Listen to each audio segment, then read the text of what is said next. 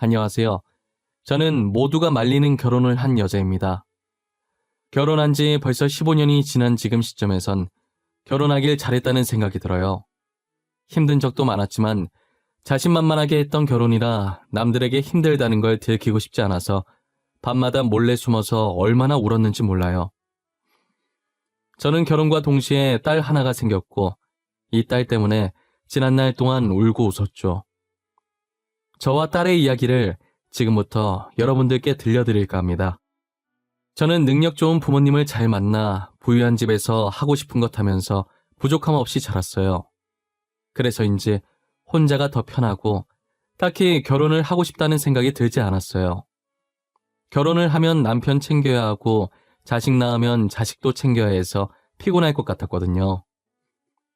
지금 이대로 혼자서 하고 싶은 것들을 하면서 사는 게 더 행복했어요.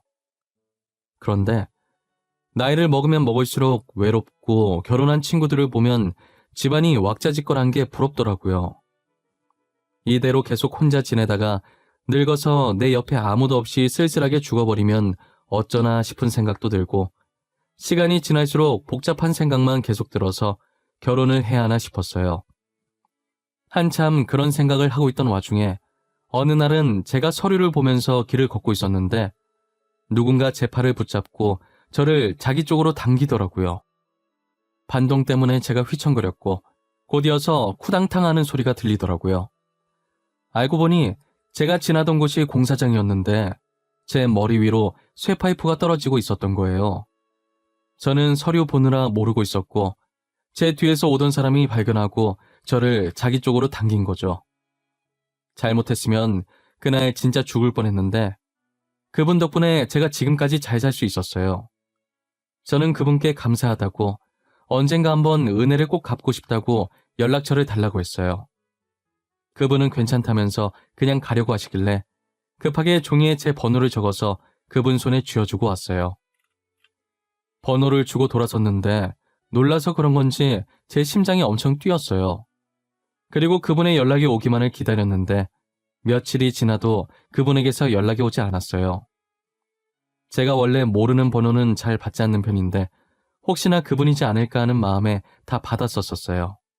하지만 전부 쓰잘데기 없는 전화들 뿐이었어요. 그때 그 공사장에 가면 다시 마주칠 수 있지 않을까 해서 갔는데 역시나 마주치지 않았죠. 포기해야겠다고 싶었을 때 마트에서 우연히 그분을 다시 마주하게 됐어요. 장난감 코너에서 색이 다른 곰인형 2개를 들고 뭐 살지 고르고 계시더라고요. 저는 갈색 곰인형이요. 나이대가 얼마나 되는지 모르겠지만 갈색 곰인형이 좋은 것 같아요. 핑크색은 아기 때 아니면 잘 안 쓰지 않나? 어, 안녕하세요. 저번에 공사장에서 본 분 맞죠? 여긴 어쩐 일이세요? 장 보러 오셨어요? 아, 린스 사러 왔다가 온 김에 장도 볼까 하고요. 그쪽은 선물 사러 왔나 봐요? 조카 선물 주시려고요?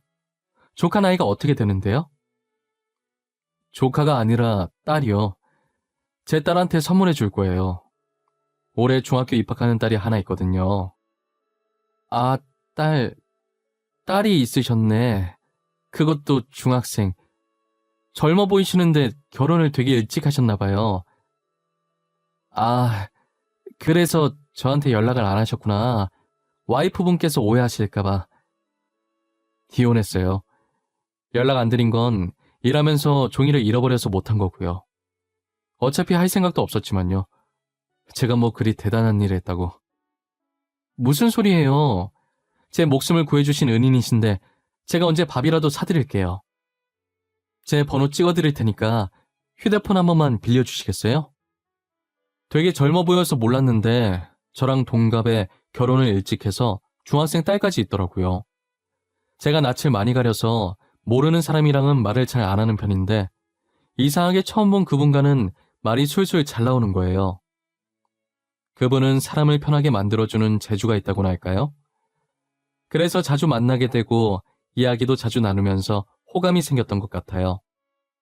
남자친구의 결혼과 이혼 얘기는 사귀고 나서 듣게 됐는데 아무것도 모르는 철없던 20살에 사고를 쳐서 아이가 생기는 바람에 결혼하게 됐다더라고요. 그런데 아내분께서 계속 바람을 펴서 참다가 2년 전에 이혼을 했다고 들었어요. 딸은 반대로 남자친구가 바람을 펴서 이혼한 줄 알고 있다고 하더라고요. 아내분께서 딸한테는 엄청 잘했어서 혹시나 딸의 좋은 추억들을 망칠까봐 자신이 바람을 피워서 이혼했다고 아내분 새 출발하라고 딸은 자신이 데리고 온 거라고 거짓말을 했대요. 그 말을 듣고 남자친구와 남자친구의 딸이 가진 아픈 상처들을 제가 보듬어주고 싶었어요. 저는 남자친구에게 결혼하자고 했고 남자친구는 처음엔 망설이더니 제 청혼을 받아주었어요. 친구들은 제 결혼 소식에 처음엔 기뻐하더니 이혼남의 딸까지 있다는 소리를 듣고 말리더라고요. 이혼은 그렇다 치고 자기 배 아파 낳은 자식도 키우기 힘든데 어떻게 남의 자식을 키울 거냐고 하면서요. 저는 친구들의 만류에도 딸을 보란듯이 잘 키울 수 있을 것만 같았어요. 그래서 모두가 말리는 남자친구와의 결혼을 꿋꿋하게 계속 밀고 나갔죠. 역시 친구들의 말처럼 남의 자식을 키우는 것은 쉬운 일이 아니었어요. 더구나 부모님의 이혼을 겪은 사춘기 청소년의 경우는 더 그랬죠. 저는 저와 남편 사이에서 자식을 낳으면 그게 또 상처가 될까봐 남편에게 수술을 권했어요. 그리고 남편의 거짓말로 인해 딸은 제 남편의 상간녀인 줄 알고 있었죠. 딸에게 아무리 상간녀가 아니라고 설명해줘도 제게 마음을 열지 않았어요. 제가 말을 걸려고 하면 방 안으로 들어가 문을 걸어 잠궜어요. 쉽지 않을 거라고 어느 정도 예상은 했기 때문에 이 정도 가지고 굴하지 않았어요. 딸은 제가 차려준 음식은 뭐라도 들어간 음식인 양 한 입도 먹지 않았고 제가 빨래를 개어서 가져다 놓으면 제 손길이 닿은 건 더럽다며 옷을 다 집어 던졌어요. 조금이라도 제 손길이 닿았다 싶으면 전부 더럽다고 집어 던졌죠. 그러다 남편한테 혼나면 저 때문에 혼났다고 저한테 난리를 쳤어요. 제 성격도 만만치 않아서 딸이 아무리 제게 난리를 쳐도 눈 하나 깜빡하지 않았어요. 언제까지 저러나 보자고 계속 빨래도 제가 가져다 주고 손가락으로 살짝 딸 물건을 만지고 그랬어요. 제가 그럴 때마다 화내고 스트레스 받아하는 건 딸이었죠. 딸은 저를 열받게 하고 싶어 하는 것 같은데 오히려 열받아하는 건 자기 자신이었어요. 제게 무슨 짓을 해도 안 통한다라는 걸 알 때도 됐을 텐데 딸 자존심도 만만치 않은지 끝까지 제게 못되게 하고 여전히 저를 저기요라고 불러요. 딸은 학교에 행사가 있거나 상담이 있어서 부모가 가야 하는 일에 항상 저를 부르지 않았어요. 저는 늘 남편에게 들었고 딸 몰래 남편 따라 학교에 찾아가면 딸은 저를 발견하고 짜증을 내죠. 아, 아빠 뭐야? 저 사람 왜 데리고 온 건데? 오늘 부모님 상담이라고 얘기했잖아. 내가 저 사람 부른 적도 없는데 왜 데리고 온 거냐고. 저 사람 내 엄마 아니잖아. 너 지금 엄마한테 그게 무슨 말버릇이야? 얼른 죄송하다고 해. 너 진짜 왜 계속 그래? 엄마 속상하게 왜 계속 그러는 거야, 어? 여보, 그만해. 제가 저러는 거 한두 번도 아니고 왜 화를 내고 그러실까? 너 빨리 교실 들어가. 네 말대로 부모님 상담인데 네가 왜 여기 있어? 수업 안 해? 내가 수업을 들어가든 말든 무슨 상관이신데요? 제가 알아서 해요. 그러니까 신경 쓰지 마시고 집에 가세요. 그래, 뭐 너한테 기대하는 게 없어서 공부하든 말든 내 알바 아니지. 알아서 해. 지금 놀지 언제 놀겠어. 공부는 고등학생 때 해도 돼. 마음껏 놀아. 난 상담 들어가야 해서. 안녕. 딸은 제 말에 짜증 가득한 표정이었고 저는 남편을 끌고 그대로 교무실로 들어갔어요. 교무실에 들어오자마자 저는 크크거리며 웃었고 선생님과 남편은 당황한 표정이었죠. 선생님과 남편은 딸 때문에 제가 상처받지 않을까 내심 걱정했었는데 장난스럽게 웃는 저의 모습을 보니 티격태격하는 게 오히려 더 친해 보인다더라고요. 저는 매번 이런 식으로 딸을 골탕 먹이고 딸 반응 보는 낙에 살고 있었어요. 솔직히 상처 안 받는다고 하면 그건 거짓말이겠죠. 저도 사람인지라 딸이 저럴 때마다 어떻게 상처를 안 받겠어요. 제가 딸보다는 한참 어른이니까 상처 안 받는 척하고 사는 것뿐이에요. 언젠간 딸이 제게 마음을 열어줄 그날만 기다리며 하루하루 버티고 사는 거죠. 교무실에 앉아 선생님과 본격적으로 상담을 시작했는데 딸이 예전엔 모범생이었더라고요. 남편이 이혼하고 나서 주춤거리더니 저와 재혼하고 나서는 아예 추락한 거예요. 공부엔 영 흥미가 없어졌고 제일 나쁜 아이들과 어울리기 시작했다더라고요. 상담을 요청한 것도 이번에 딸이 질 나쁜 아이들과 술을 마시다가 걸려서고요. 저는 선생님의 말을 듣는 내내 계속 한숨만 나왔어요. 더 이상 선생님 볼 면목이 없어서 죄송하다고 고개만 숙이다 집에 온 것 같아요. 집 오는 동안 딸이 저렇게 된 게 저 때문인 것 같은 생각에 갑자기 눈물이 나는 거예요. 아무렇지도 않아 보였던 제가 눈물을 흘리니 남편이 많이 당황해 하더라고요. 여보, 괜찮아? 왜 울고 그래? 아까까지만 해도 괜찮아 보이는 것 같더니. 당신 잘못 아니야. 내 잘못이지. 그러니까 울지 마, 응? 맞아. 당신 잘못이야. 내 잘못은 하나도 없어. 근데 왜 계속 내 잘못이라는 생각이 들지? 당신이랑 결혼하면 안 됐나 싶고 내가 괜히 결혼해서 수연이한테 상처 준 것 같아. 아니야, 절대 그런 거 아니야. 그런 생각하지 마. 당신 충분히 잘하고 있어. 항상 내가 미안하지. 괜히 수연이한테 거짓말을 해서 상간녀라는 오해만 쌓이게 하고. 아니야. 그래도 수연이랑 투닥거리고 수연이 짜증내는 표정 보는 거 재밌어. 나 나름 그거 보는 낙에 산다니까? 짜증 안 내주는 게 오히려 서운해.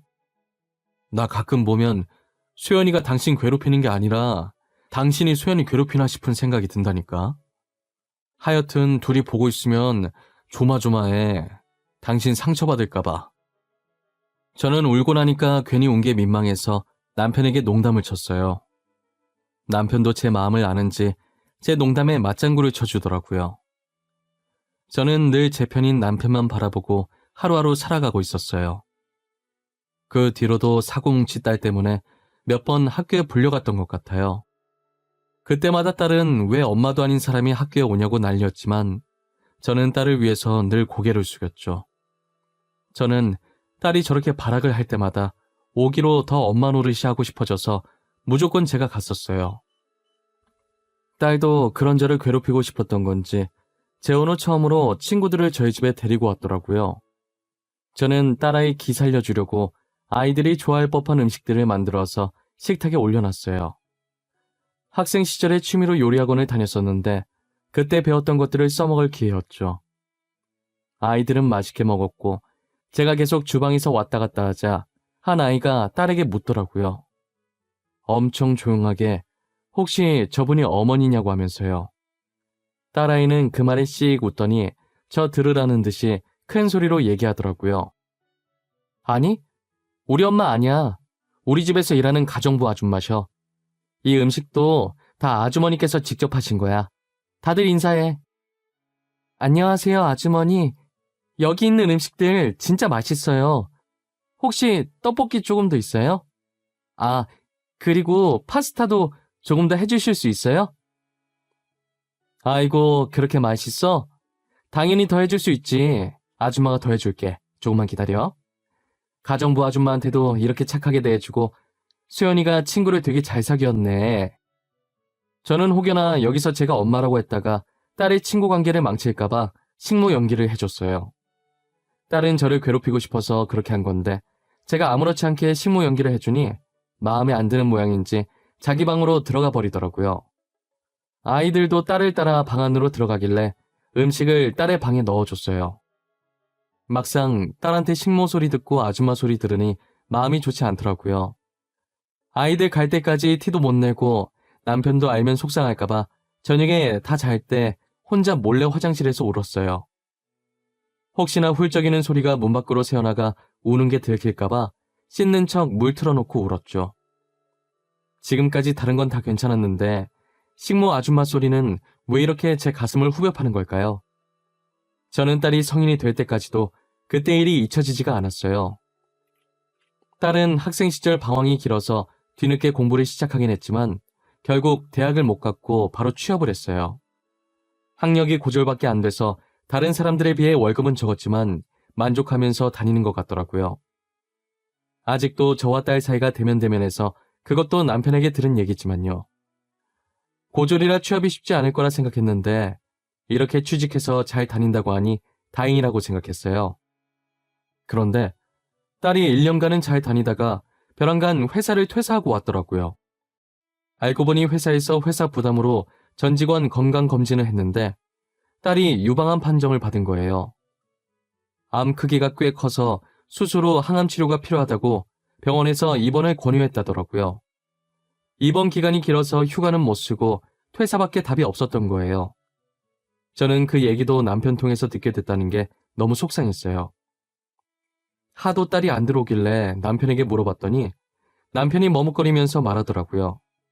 딸이 말하지 말라고 했다고 진짜 저한테 말을 안 한 거예요. 저는 처음으로 남편한테 화를 냈던 것 같아요. 수연이가 말하지 말라고 했다고 진짜 말을 안 해? 아니, 당신은 나를 뭐라고 생각한 거야? 나를 수연이 엄마라고 생각하긴 한 거야? 아니지. 나를 진짜 수연이 엄마라고 생각했으면 아니랬겠지. 여보, 그런 거 아니야. 나는 진짜 수연이가 말하지 말라고 부탁해서 어쩔 수 없이 말 안 한 거야. 그리고 당신이 괜히 걱정할까 봐 신경 안 쓰이게 하고 싶어서. 그게 당신이 나를 수연이 엄마라고 생각 안 한다는 증거야, 알아? 어떻게 딸이 아픈 걸 엄마라는 사람이 몰라? 아무리 수연이가 엄마 취급 안 한다지만 당신까지. 진짜 그런 거 아니야. 내가 생각이 짧았어. 미안해.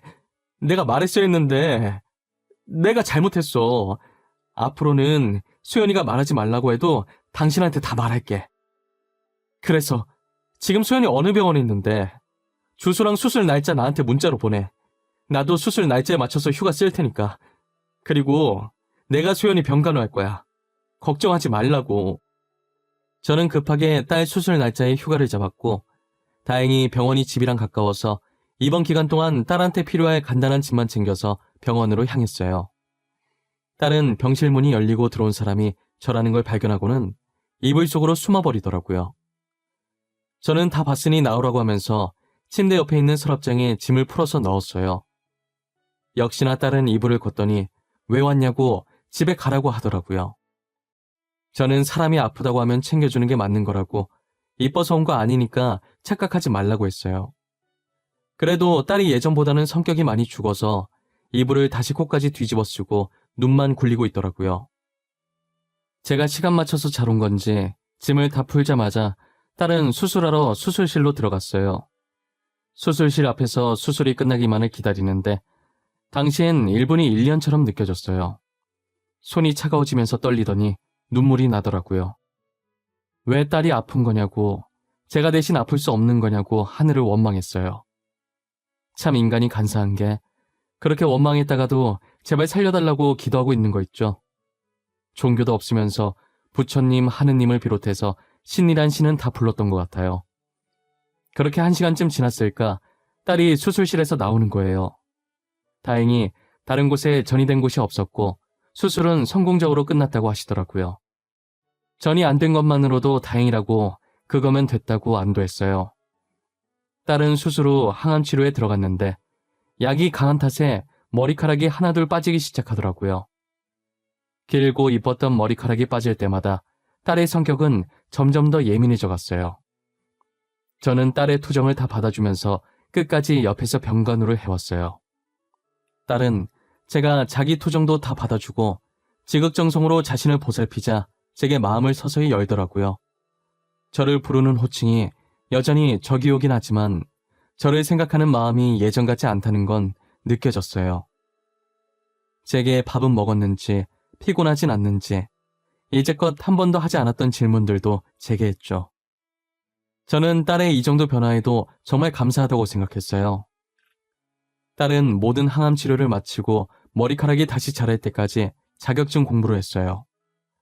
학력도 고졸에 경력도 없다 보니 자격증이라도 있어야겠다는 생각을 한 거죠. 그렇게 3년 후 딸은 그동안 땄던 자격증을 가지고 이전보다 더 좋은 조건으로 취업에 성공했어요.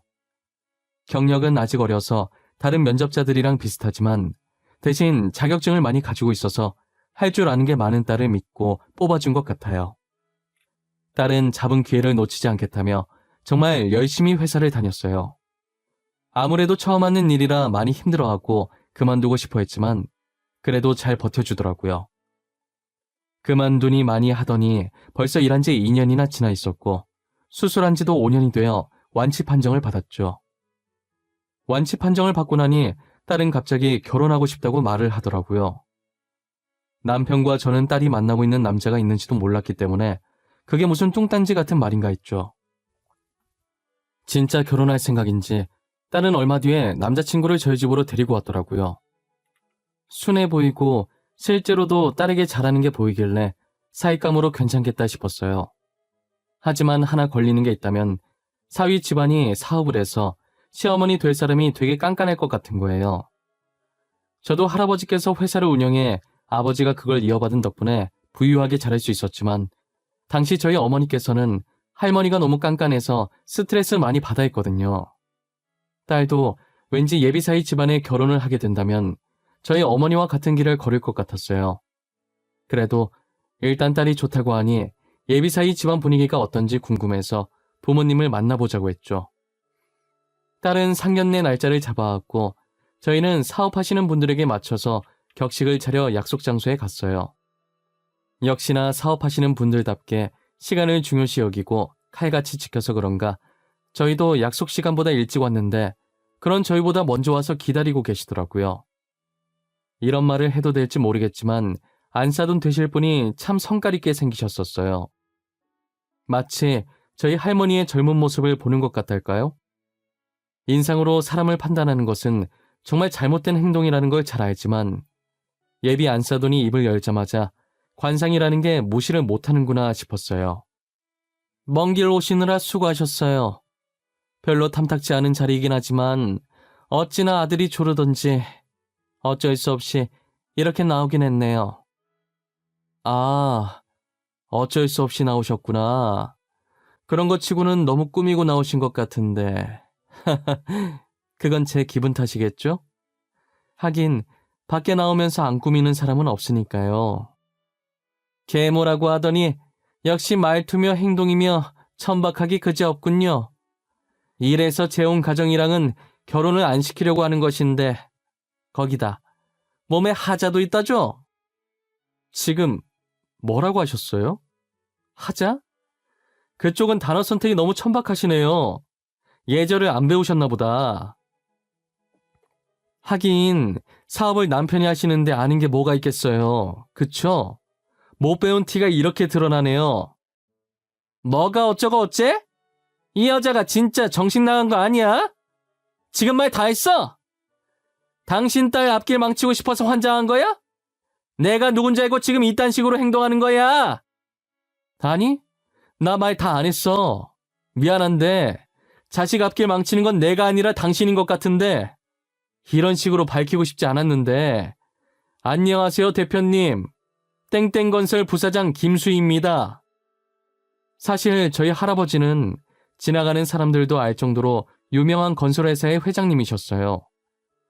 지금 회장은 저희 아버지시고 사장은 저희 삼촌의 부사장은 저였죠. 저는 얼굴 드러나는 걸 별로 좋아하지 않아서 사장 자리에 앉히려는 걸 부사장으로 합의 본 거예요. 저희 직원들 말곤 저를 본 사람이 아무도 없어서 다른 사람들은 회장 딸이라고 해봤자 이름 정도만 알고 있었죠. 그런데 이름도 특이한 게 아니라서 제가 그냥 막 돌아다녀도 회장 딸이라는 걸 아는 사람이 별로 없었어요. 보아하니 예비 사돈께서 가끔 저희 아버지 회사에 찾아오는 업체 대표님이신 거예요. 제가 통성명을 하고 악수를 청하자 놀라서 수저도 다 떨어뜨리고 급하게 손을 닫고 제 손을 맞잡더라고요. 예비 사돈이 그런 반응을 보이니 당연히 다른 사람들은 다 어리둥절하고 있었죠. 특히나 예비 안사돈의 표정이 제일 압권이었어요. 예비 사돈은 얼른 사과하라고 예비 안사돈의 팔을 툭툭 쳤어요. 사태 파악이 안 된 예비 안사돈은 자기가 왜 사과를 하냐며 마지막 발악을 했죠. 본인 회사 투자해 주시는 분의 딸이라고 하자 예비 안사돈이 놀라서 고개를 숙이더라고요. 죄송합니다, 사돈. 제가 무례를 범했네요. 땡땡건설 회장님 딸도 못 알아뵙고 지금껏 제가 한 행동들은 모두 잊어주세요. 정말 죄송합니다.